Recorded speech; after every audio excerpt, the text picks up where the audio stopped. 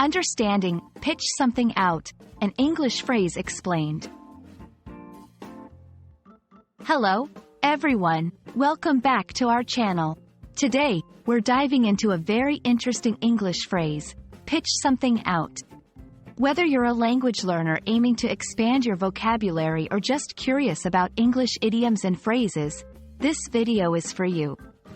We'll break down the meaning, usage, and give you examples to help you understand how to use this phrase effectively in your daily conversations. Let's get started.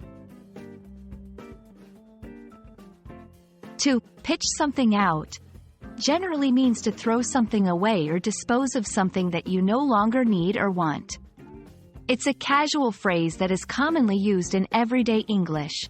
The term pitch here is used in a sense similar to throwing or tossing. So, when you hear someone say they're going to pitch something out, they're usually talking about getting rid of something. Understanding a phrase is easier when you see it in action. Here are some examples to illustrate how pitch something out can be used in sentences.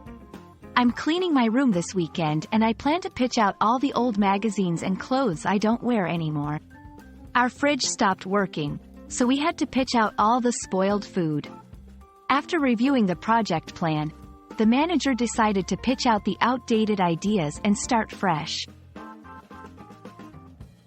These examples show that you can pitch something out that is tangible, like objects or food, but it can also apply to intangible things, like ideas or plans, that are no longer useful or relevant.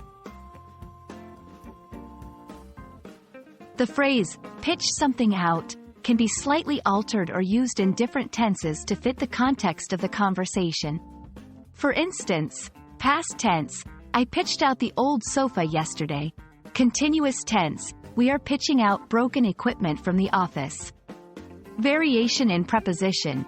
While out is commonly used, sometimes you might hear pitch something away in some dialects, though it's less common. Understanding phrases like pitch something out can significantly enrich your English vocabulary and make you sound more like a native speaker. It's not just about the words, but the context and the way these phrases allow you to express ideas concisely and vividly.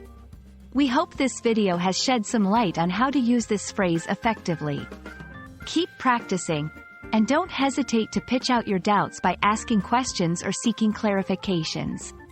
Thank you for watching, and we look forward to seeing you in our next video.